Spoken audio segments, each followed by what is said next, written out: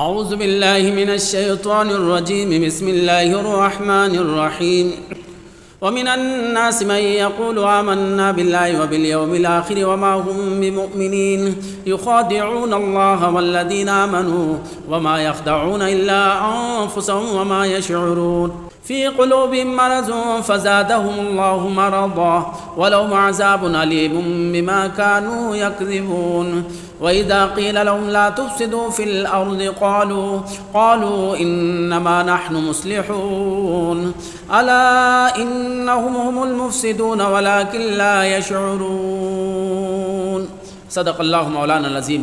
اللہ تعالیٰ ارشاد فرماتے ہیں کہ بعض لوگ کہتے ہیں کہ ہم اللہ پر اور آخرت کے دن پر ایمان لائے۔ دراصل یہ لوگ ایمان والے نہیں ہیں، یہ لوگ اللہ کو اور مومنین کو دھوکہ دیتے ہیں، مگر صحیح بات یہ ہے کہ یہ لوگ اپنے آپ کو ہی دھوکہ دے رہے ہیں، لیکن انہیں اس کا اندازہ نہیں ہے۔ ان کے دلوں میں بیماری ہے تو اللہ تعالیٰ نے ان کی بیماری میں مزید اضافہ کر دیا، اور ان کے لیے دردناک عذاب ہے جو وہ جھوٹ بول رہے ہیں اس کے سبب۔ جب ان سے کہا جاتا کہ زمین میں فساد نہ مچاؤ تو وہ بڑی تاکید کے ساتھ کہتے ہیں کہ ہم ہی تو اصل اصلاح کرنے والے ہیں۔ یاد رہے کہ یہی لوگ اصل فسادی ہے، لیکن انہیں اس کا اندازہ نہیں ہے۔ یہاں سے کل 13 آیات میں منافقین کا تذکرہ ہے۔ نبی پاک علیہ الصلاۃ والسلام جب تک مکہ مکرمہ میں رہے وہاں پر 2 ہی طرح کے لوگ تھے، ایک مخلص ایمان والوں کی جماعت اور دوسری کھلا کفار و مشرکین۔ یہی 2 جماعتیں مکہ مکرمہ میں تھی۔ جب نبی پاک علیہ الصلاۃ والسلام مدینہ تشریف لائے تو یہاں پر عرب کے جو مشرکین تھے ان کے 2 قبیلے تھے، اوس و خزرج۔ ان کے اکثر لوگوں نے اسلام قبول کر لیا، اور اس کے علاوہ 3 قبیلے یہودی کے تھے، بنو قینقاع، بنو قریظہ، بنو نذیر۔ اوس و خزرج کے اکثر لوگوں نے اسلام قبول کر لیا، لیکن بعض لوگ ابھی بھی اپنے کفر پر ڈٹے رہے، جمے رہے۔ جب غزوہ بدر ہوا اور اس میں مسلمانوں کو بہت ہی زبردست کامیابی حاصل ہوئی تو مدینے میں اسلام کا ایک مرکز بن گیا، اور اس طرح ایک مسلمانوں کی طاقت وہاں پر ظاہر ہوئی۔ تو اب ایسی حالت میں اوس و خزرج کے وہ لوگ جو اب تک کھلم کھلا کافر تھے تو انہوں نے یہ محسوس کیا کہ اب اپنے کفر پر رہتے ہوئے مدینے میں رہنا ان کے لیے دشوار ہو جائے گا۔ چنانچہ انہوں نے ایک درمیانی راستہ اختیار کیا کہ زبان سے تو انہوں نے اپنے آپ کو مسلمان کہا، اپنے اسلام کے لمبے چوڑے دعوے کیے، لیکن اپنے دل میں کفر برابر جمائے رکھا۔ ایسے لوگوں کو منافقین کہا گیا۔ چنانچہ مدنی صورتوں میں ایک مستقل صورت سورہ منافقون کے نام سے نازل ہوئی، اور ایسے ان کا مدنی صورتوں میں جا بجا تذکرہ آیا ہے۔ ان کی جو شرانگیزی، فتنہ پروری اور ان کا جو مکر اور فریب تھا ان کا تذکرہ کیا گیا۔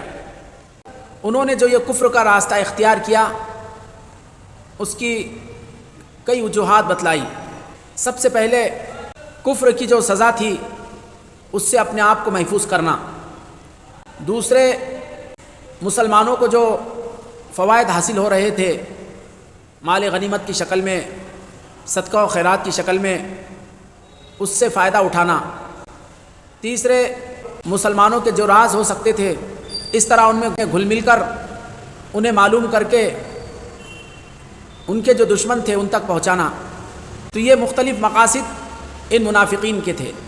مفسرین نے یہ بھی کہا کہ یہ منافقین کہ جنہوں نے اپنی زبان سے اپنے آپ کو ایمان والا کہا، مسلمان کہا، اور دل میں کفر لیے ہوئے تھے، یہ زیادہ خطرناک تھے یا کفار و مشرکین؟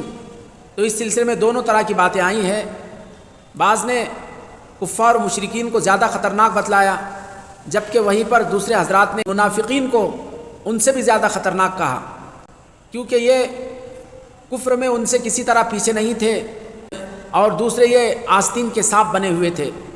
بہرحال جو بھی بات رہی ہو، قرآن پاک میں اللہ تعالیٰ نے ان کی سزا کا تذکرہ کیا کہ ان المنافقین فی الدرک الاسفل من النار، منافقین جہنم کے سب سے نچلے طبقے میں ہوں گے۔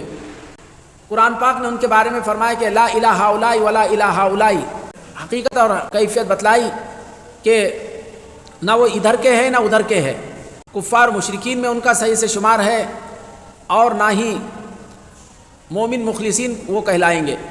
سید قطب شہید رحمۃ اللہ علیہ نے اس طرح یہاں پر منافقین کا تذکرہ ہونے پر تحریر فرمایا کہ قرآن پاک کی سب سے بڑی صورت میں ہم دیکھتے ہیں کہ اس کی ابتدا میں 3 طرح کے افراد کی تصویریں پیش کی گئی، اور ان میں سے ہر تصویر انسانوں کے ایک بڑے گروہ اور ایک بڑی جماعت کی زندہ نمونے کی حیثیت رکھتی ہے۔ یہ ایک ایسا بنیادی نمونہ جو ہر جگہ اور ہر زمانے میں پایا جاتا ہے اور بار بار ہمارے سامنے آتا ہے۔ یہاں پر 3 طرح کے لوگوں کی تصویر پیش کی، ایک مومنین کی ابتدائی 4 آیتوں میں، کہ اس کے بعد کھلم کھلا جو کفر اور شرک میں لگے ہوئے تھے 2 آیتوں میں ان کا تذکرہ ہوا، اور مذکور آیت ومن الناس سے آگے 20 آیتوں تک، اس طرح 13 آیات میں منافقین کا تذکرہ ہے۔ تو یہ انسانوں کے گویا 3 الگ الگ گروہ، 3 الگ الگ جماعتوں اور 3 الگ الگ طرح کے انسانوں کے یہ اللہ تعالیٰ نے نمونے اور ان کی تصویر پیش فرمائی ہے۔ اگر یوں انسانی تاریخ کا جائزہ لے تو کوئی زمانہ اس سے خالی نظر نہیں آئے گا، ایسا ہی پورے عالم کا اور پوری دنیا کا جائزہ لے تو دنیا کا کوئی خطہ، کوئی گوشہ ایسا نظر نہیں آئے گا کہ جہاں پر اس طرح کے 3 طبقے نہ پائے جاتے ہو۔ ایک وہ لوگ جو سچے مخلص ہوتے ہیں، با وفا ہوتے ہیں، دوسرے ایک وہ طبقہ ہوتا ہے جو کھلم کھلا اس کا منکر اور کافر ہوتا ہے، جبکہ ایک طبقہ بیچ کی راہ اختیار کرتا ہے جو دونوں طرح کے لوگوں کے گردن پر اپنا ہاتھ رکھنا چاہتا ہے، جو دونوں طرح کے لوگوں کو اپنے ساتھ ہونے کا احساس دلاتا ہے۔ یہ منافق طبقہ ہوتا ہے، یہ انتہائی خطرناک اور انتہائی زہریلا طبقہ ہوتا ہے۔ اسی لیے قرآن پاک میں اللہ تعالیٰ نے اس طبقے کی بڑی تفصیل بیان فرمائی ہے، اور یہاں پر خود یہ آیات بتلاتی ہے، یہاں مخلص مومنین کی اعلیٰ صفات کا صرف 4 آیتوں میں تذکرہ ہوا، جبکہ کھلم کھلا کافروں کا صرف 2 آیتوں میں، جبکہ ان منافقین کا کل 13 آیات میں تذکرہ آیا ہے۔ تو اس سے اندازہ لگایا جا سکتا ہے کہ یہ طبقہ کتنا خطرناک اور کتنا بھیانک طبقہ ہے۔ یوں کہا علامہ ابن کثیر رحمۃ اللہ علیہ نے، نفاق کی 2 قسمیں ہیں، نفاق اعتقادی کہ جس کا اعتقاد میں نفاق ہو، ایسا شخص حقیقی معنی میں منافق ہوگا اور یہ دائمی طور پر جہنم میں رہے گا۔ دوسرا نفاق عملی، ایسا شخص فاسق ہوگا، یہ حقیقتاً منافق نہیں ہوگا لیکن عملی منافق کہلائے گا۔ یہ منافق کے 2 طبقے بتلائے گئے۔ فرماتے ومن الناس من یقول آمنا، لوگوں میں بعض لوگ ہیں جو کہتے ہیں کہ ہم نے اللہ پر اور آخرت کے دین پر ایمان لایا۔ اللہ فرماتے وما ہم بمؤمنین، وہ ایمان والے نہیں ہیں۔ اللہ سے پردہ ہٹایا کہ ان کے ایمان کا دعویٰ صرف زبانی دعویٰ ہے، حقیقت میں وہ مومن نہیں ہے۔ پھر آگے فرمایا یخادعون اللہ والذین آمنوا، کہ وہ لوگ اللہ اور اس ایمان والوں کو دھوکہ دیتے ہیں۔ مخادع عربی اعتبار سے معنی ہوتا ہے چھپانے کے، جیسے مخدع خزانے کو کہا جاتا ہے، ایسا ہی یوں کہا گیا خدع الذب، کہ وہ اپنے بل میں چھپ گیا۔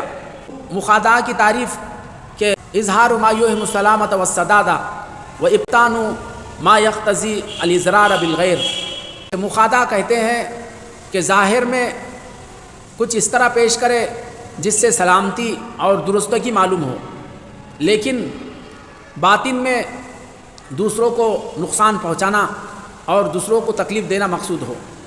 پھر فرمایا کہ وما یخدعون الا انفسهم، اصل بات یہ ہے کہ وہ اپنے ہی آپ کو دھوکہ دیتے ہیں۔ وما یشعرون، لیکن وہ اس کو سمجھتے نہیں۔ الشعور علم الشیء علم حس، کہ شعور کہتے ہیں کسی چیز کا حصی طور پر اس کو علم حاصل ہو۔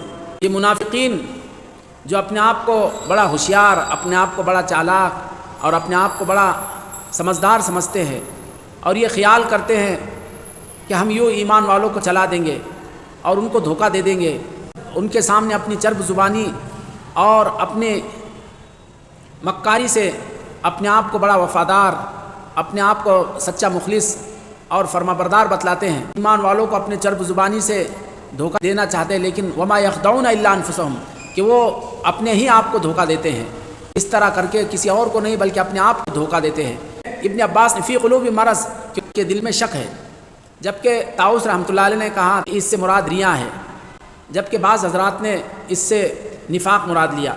حقیقت یہ ہے کہ شک، ریا، نفاق، کفر، یہ تمام بیماریاں ان کے دلوں میں ہیں۔ اللہ تعالیٰ فرماتے ہیں کہ فی قلوب مرض، کہ ان کے دلوں میں بیماری ہے، فزادہم اللہ مرضا، کہ اللہ نے ان کی بیماریوں میں مزید اضافہ کیا۔ انسان صحت مند ہوتا ہے، تندرست ہوتا ہے، تو اس کے جسم سے مطلوبہ فوائد اس کو حاصل ہوتے ہیں۔ انسان کے جسم کے جو مختلف اعضاء ہے، اگر وہ اعضاء صحت مند ہو، وہ اعضاء تندرست ہو، تو اس سے مطلوبہ فائدہ حاصل ہوگا۔ ایسے ہی دل اگر صحت مند ہے تو اس سے جو اصل مطلوب فائدہ ہے وہ حاصل ہوگا۔ مطلوبہ فائدہ ایمان و یقین اور معرفت اور اللہ کی محبت اور پورے شریعت کی محبت۔ چونکہ ان کا مرض تھا نبی پاک صلی اللہ علیہ وسلم سے حسد، اسلام سے حسد اور ایمان والوں سے حسد اور بغض، اللہ تعالیٰ نے اپنے نبی کو کامیابیوں سے ہمکنار کرتا چلا گیا۔ ایسے ہی دین اسلام کو تقویت پہنچائی اور ایمان والوں کو ترقی دیتے چلے گئے، تو ان کے حسد میں دن بدن اضافہ ہوتا گیا، دن بدن بڑھتا چلا گیا، جس کو اللہ تعالیٰ نے اس طرح فزادہم اللہ مرضا سے تعبیر فرمایا۔ پھر فرمایا کہ وَلَهُمْ عَذَابٌ أَلِيمٌ بِمَا كَانُوا يَكْذِبُونَ، کہ ان کے لیے دردناک عذاب ہے جو وہ جھوٹ پر جھوٹ کہے چلے جا رہے ہیں اور اس طرح جھوٹ کا سہارا لیتے چلے جا رہے ہیں۔ ان کی زندگی پوری جھوٹ پر مبنی تھی، کہ ان کی صبح اور شام اور دن کا ہر ہر لمحہ، زندگی کی ہر ہر سانس انہوں نے جھوٹ پر مبنی کر رکھی تھی اور انہوں نے جھوٹ کا سہارا لیا تھا۔ اس لیے اللہ فرماتے ہیں کہ وَلَهُمْ عَذَابٌ أَلِيمٌ، کہ ان کے لیے دردناک عذاب ہے جو وہ جھوٹ پر جھوٹ کہے جا رہے ہیں اس کے نتیجے میں۔ پھر آگے اذا قیل لهم لا تفسدوا في الارض، کہ جب ان سے کہا جاتا ہے کہ زمین میں فساد نہ مچاؤ، تو وہ بڑی ڈھٹائی اور بڑی عیاری کے ساتھ کہتے ہیں کہ انما نحن مسلمون، ارے اصل ہم تو اصلاح پسند ہے، اصل ہم تو اصلاح کرنے والے ہیں۔ دور نبوی کے منافقین کا بھی یہ دعویٰ تھا، ان کی عیاری اور مکاری فریب کی بنیاد پر کہ وہ اپنے آپ کو مصلح قرار دیتے، وہ اپنے آپ کو دنیا میں خیر اور بھلائی کے پھیلانے والے اور اصلاح کے علمبردار اپنے آپ کو گردانتے، جبکہ ایمان والوں کو یہ سمجھتے کہ ان کی وجہ سے زمین میں فساد اور بگاڑ پیدا ہو رہا ہے، ان کی وجہ سے خرابی پیدا ہو رہی ہے، ان کا یہ نظریہ تھا۔ جبکہ اللہ تعالیٰ فرماتے کہ الا انہم هم المفسدون، کہ اصل فسادی تو وہی لوگ ہیں، اصل خرابی تو انہی کے اندر ہے کہ وہی دنیا میں فساد اور بگاڑ پیدا کر رہے ہیں۔ حضرت شعیب علیہ السلام نے اپنی قوم سے کہا کہ لا تفسدوا فی الارض بعد اصلاحها، کہ زمین میں اس کے اصلاح ہو جانے کے بعد بگاڑ نہ مچاؤ، خرابی نہ پیدا کرو۔ تو یوں کہا تک زمین و آسمان کے اندر اللہ تعالیٰ نے ہم آہنگی پیدا کی اور ان کے اندر اللہ تعالیٰ نے مخلوقات کے لیے جو مفید اور کارآمد باتیں ہیں وہ تمام اللہ تعالیٰ نے مہیا فرما دی۔ اب اس کے خلاف دو طرح کا فساد ہوتا ہے، ایک ظاہری فساد، ایک باطنی فساد۔ ظاہری فساد تو یہ ہے آدمی قتل و قتال کرے اور جو چیزیں اللہ تعالیٰ نے مخلوقات کے لیے مہیا کی ہے ان کو بگاڑ دے اور ان کے اندر خرابہ پیدا کرے، یہ ظاہری فساد ہے۔ جبکہ باطنی فساد یہ ہے کہ زمین میں نافرمانیاں کرے، گناہ کرے، اللہ کے حکم کو توڑے اور شرک و کفر کا عام کرے اور ظلم و ستم ڈھائے، تو یہ زمین کا باطنی فساد ہے۔